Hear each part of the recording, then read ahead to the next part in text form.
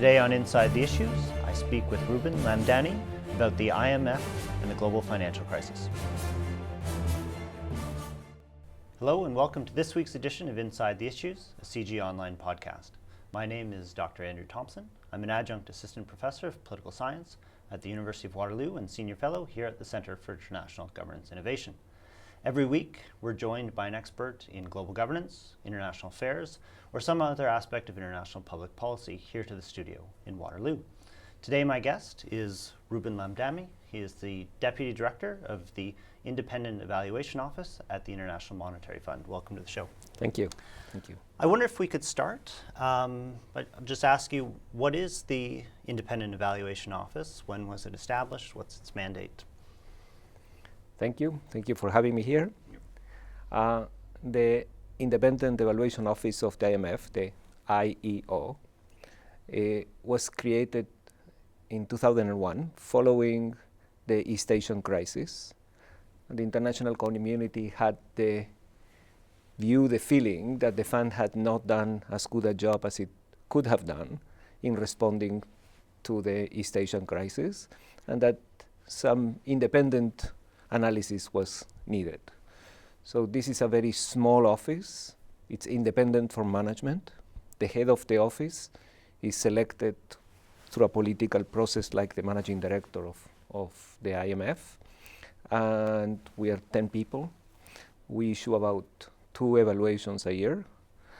We are completely independent in the choice of topics, and we have the right to see all the internal documentation of the IMF.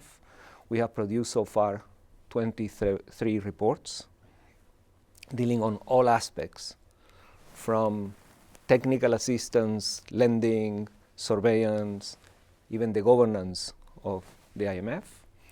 And on a Canadian note, the second director of the IEO and one of the creators of the IEO before that as an executive director of Canada was Tom Burns, who was also a director of CG. That's right. Now, your office has recently come out with a report on the International Monetary Fund and the financial and economic crisis of 2008. What prompted the report? Well, this is the issue of our time, and therefore we look at the most relevant issues. In fact, it is a natural continuation of a report that we produced 3 years ago and that I presented here at CG as well on the run-up to the crisis, on which I believe I have a podcast here too. And there was some give and take in the timing of this evaluation, but there was no doubt that we needed to do it, so that we made sure not to interfere with activities of the fund. That's our only constraint. And because of that, we carved out the Eurozone programs, which we are only now beginning to evaluate, as the 3 original programs for Greece, Portugal, and Ireland have been completed. So we've completed this evaluation last summer. It was discussed at the board of the IMF in October. And we believe that now some of our recommendations are being implemented. Great. Well, I would like to come back to the recommendations later on. But one of the things I found fascinating about the report was that you reflected on where the IMF was as an institution in 2008. And it was at a really critical point in its history as an institution. Could you remind our audience a bit about what the IMF was like in 2008? Well, the IMF was in a very weak position in 2008 and also 2007. In 2008, the world was not in a good position, but in 2006, 2007, the world, many people thought that the IMF was not needed anymore because of the prosperity that had been the determinant of the world for a few years. In any case, we're all for a big surprise. But the fund was in a very weak position. It had a legitimacy problem because of perceptions on how it had done in dealing with previous crises, Right. and because emerging markets and low-income countries felt that they were not adequately represented in the governance of the fund. Right. It also, and perhaps because of that, had not received any increase in its quotas, in the capital that the fund has, that belongs to the member countries, and the quotas were at the lowest level as a share of GDP or as a share of a potential need ever, except that there was not a lot of lending. There was, in fact, no lending, so people felt, well, maybe we don't need a firefighter anymore, since there will be never more fires. And the final thing is that because of all these things, it had undertaken a downsizing. So going into the crisis, the fund got rid of about 1/5 of its senior staff, what put it in a very difficult position to respond. Still, as the report documents, it was very quick at turning around, responding, and it was able to find the people and the resources to respond to the crisis.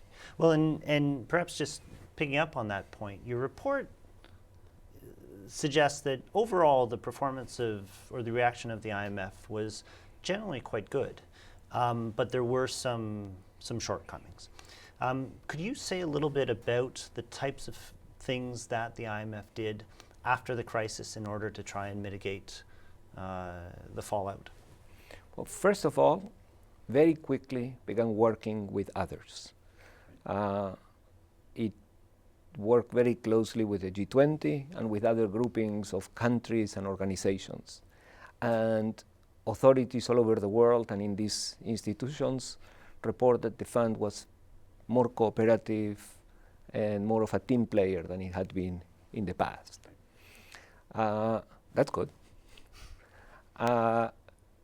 It also embarked in a very quick process of raising resources that enabled it to raise to triple the amount of resources it had to lend to about $1 trillion. Right.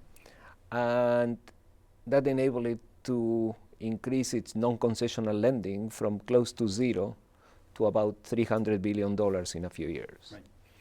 Right. At the same time, and these programs were designed in a way that reflect the lessons from previous crises. Right. So they were negotiated quickly, they were rich, they were large.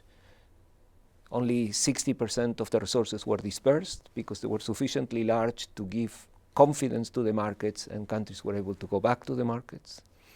Conditionality was not too burdensome. There was no attempt to have everybody contract at the same time. In a global crisis, that's not a very constructive thing. Of course. But it had happened in the past, but this time that lesson was learned. And member countries report that there was a better relationship. At the same time, in surveillance, in its diagnosis and advice to the overall international community and to individual countries, it had a very timely and influential advice in 2008 and 2009. It was one of the first to call, or probably the first to call, for a global coordinated fiscal expansion of 2% of GDP. And that influenced the decisions of the G20 and brought about a relatively quick coming out of what looked could become a new big depression. It also supported the rapid monetary expansion that occurred at that time, and a turnaround from its very laissez-faire attitude towards financial markets to a more prudent view of the need to have sufficient capital and to contain the risk of contagion across borders. Overall, a turnaround from what used to be before the typical interventions. And the report is congratulatory about that. Absolutely. It does also, though, highlight some of the missteps along the way or some of the shortcomings within the fund itself. Could you say a little bit about those? Well, one can divide this into,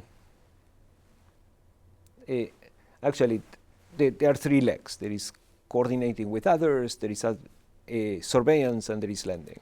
So on coordinating with others, everybody was a little concerned that in working together with the G20, with the Troika, perhaps the independence of the fund may have gotten diluted. Right. So there is a call within the membership to specify more clearly the responsibilities and accountabilities of the fund, who the fund staff reports to and is accountable to. With respect to the resources available for the future, right now, 70% of the resources of the fund are borrowed from the members as opposed to being quotas of.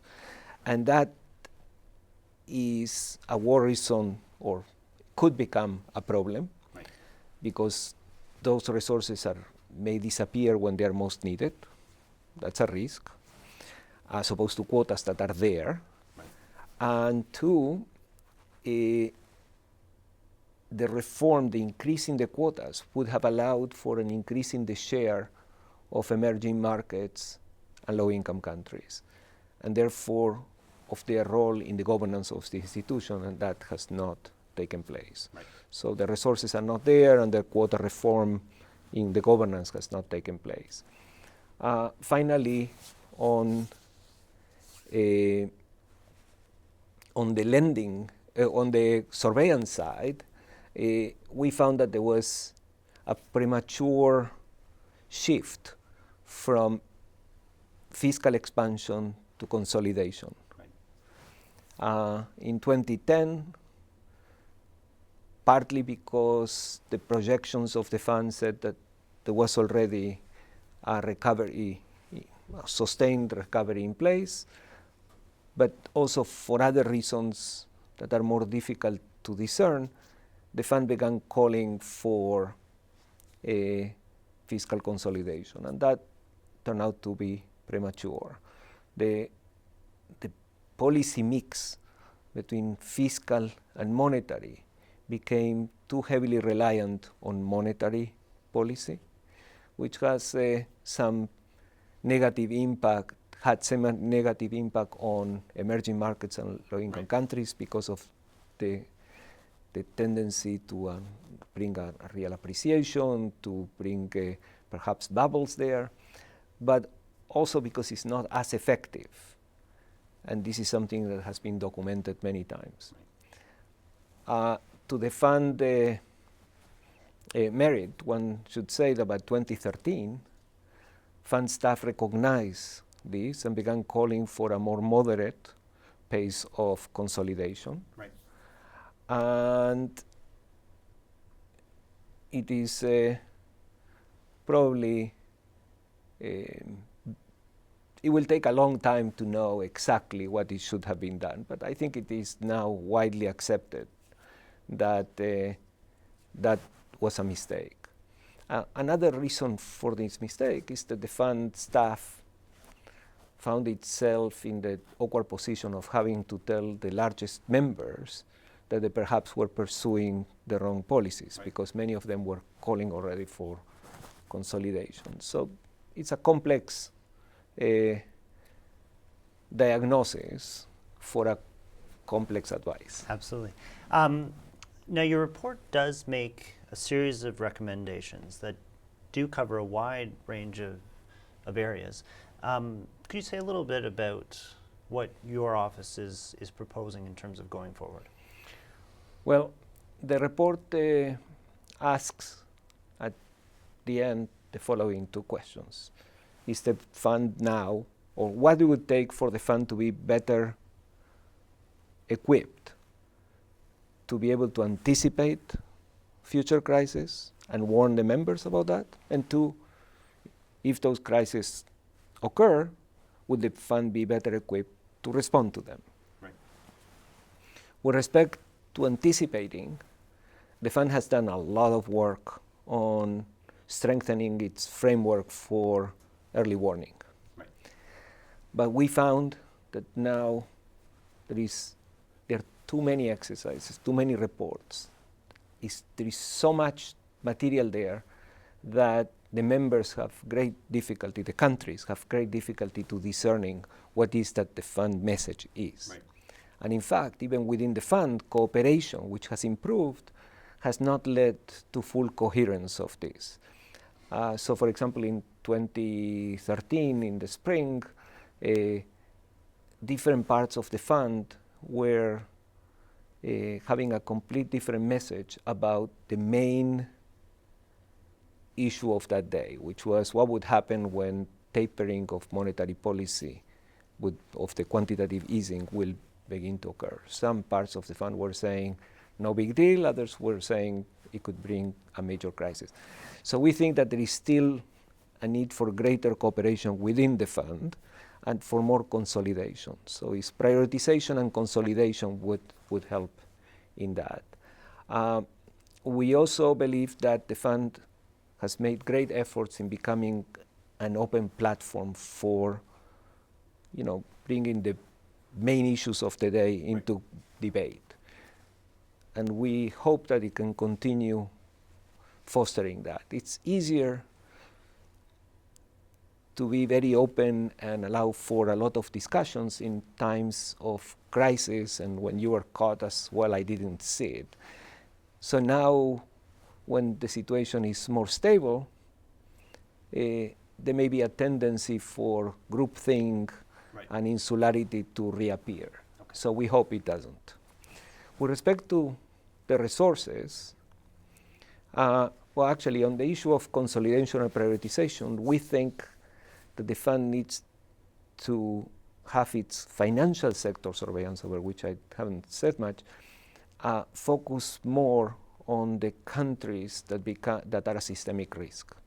Right now, the fund has a program of doing financial surveillance, which doesn't give more weight to the truly systemic countries. It focuses on everybody, but in particular on the 29 main financial centers. We think it should be looking at 3, 4, 5, maybe 7. But on the resources, we think that right now the fund seems to have the resources it needs to do the work, but they are borrowed. So we think that these resources need to be in the form of quota. As you may know, in 2010, there was a decision on a quota reform that has not yet been ratified. So the ratification of that reform would go a long way towards getting the ratio between borrowed and own resources in the right place. And finally, the fund needs to have a protocol on how it works with other organizations and with country groupings, so that there will be a greater sense among the whole membership that there is equal treatment and that the fund staff remains independent of any pressures. Right. And are you optimistic that the recommendations in your report will be adopted? Well, during the board discussion, or towards the board discussion, management of the fund has to explain how they see it. And they agreed with all but one of the recommendations, which was on this issue of greater focus on the financial surveillance. But in fact, they propose an alternative way of perhaps achieving the same results. We think our suggestions may have been a little better, but theirs aim at the same direction. So management is committed to this type of reforms. Whether the membership whether the largest countries are willing to increase the capital of the fund, Right. to change the governance structure. That is something on which I cannot really pass any judgment. Right. So perhaps just to wrap up, if we could come back to your question, in your view, is the IMF today equipped to A, first predict the next financial crisis, and then B, to mitigate it? Well, I think the fund is better equipped to predict the previous crisis. Okay. And it's difficult to know how the next crisis will look like. Right. As I mentioned before, it needs to consolidate and sharpen some of its exercises on the surveillance part. And it needs to specify rules of the game so that the staff feels comfortable being able to raise difficult questions to the member countries. So this is a situation in which it is not only up to the staff of the fund and its management, but also up to the largest member countries, right, to encourage this type of controversial discussions so that the fund does not fall back into groupthink and intellectual capture, which is what led to the problems in 2007 and 8. Great. Ruben, this has been wonderful. It's been great having you back on the program, and best of luck with this report and the ones that follow up. Thank you. And I'd like to thank our audience for tuning in. You've been watching or listening to Inside the Issues, a CG Online podcast. Look for us online at cgonline.org, on Facebook, on YouTube, and on Twitter.